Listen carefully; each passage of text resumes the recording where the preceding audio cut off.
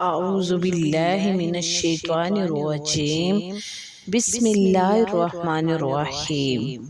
تمام میرے بہن بھائیوں کو میری طرف سے السلام علیکم ورحمۃ اللہ وبرکاتہ۔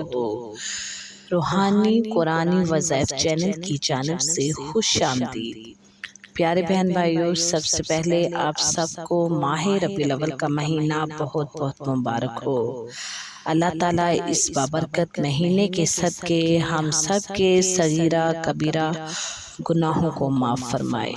اللہ تعالیٰ ہم سب کے کاروبار میں، رزق و مال میں خیر و برکتیں اور رحمتیں نازل فرمائے۔ تمام پریشانیاں اللہ تعالیٰ دور فرمائے۔ بہت ہی برکت والا مہینہ شروع ہو چکا ہے۔ تمام میرے بہن بھائی اس پورے مہینے میں کثرت کے ساتھ درود و سلام کا نذرانہ سرکار کی بارگاہ میں پیش کرتے رہیں۔ اللہ تعالیٰ درود و سلام کے صدقے ہماری تمام پریشانیوں کو دور فرما دیں گے۔ پیارے بہن بھائیوں، آج ماہ ربیع الاول کی یکم تاریخ ہے۔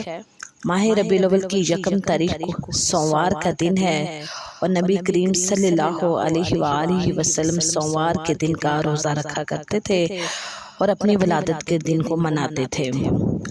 اور مکہ مدینہ میں بھی جو حاجی عمرہ کے لیے جاتے ہیں ان سے پوچھئے گا کہ مکہ مدینہ میں ہر سوموار کے دن نبی کریم صلی اللہ علیہ وآلہ وسلم کی سنت کو اپنا کر وہ روزہ رکھتے ہیں اور مغرب کے ٹائم دسترخوان سجتے ہیں اور روزہ افطار کرتے ہیں۔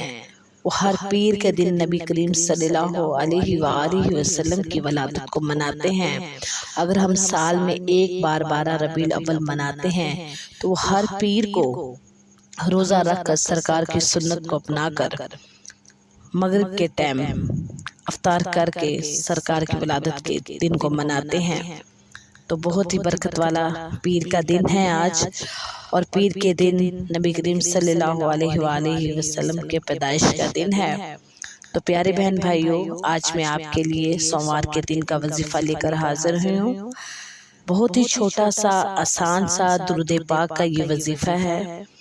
سارا دن میں کسی بھی وقت جب بھی آپ کو ٹائم ملے، آپ نے تنہائی میں تھوڑا سا ٹائم نکال کر بیٹھ کر 1000 مرتبہ آپ نے سرکار کی بارگاہ میں درود و سلام کا نذرانہ پیش کرنا ہے۔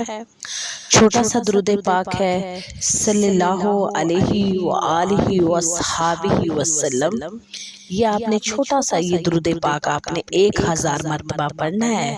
اللہ تعالیٰ سے دعا ہے اللہ تعالیٰ اس درود پاک کے صدقے ہماری تمام پریشانیوں کو دور فرمائے، ہمارے رزق و مال میں خیر و برکتیں اور رحمتیں نازل فرمائے۔ آمین۔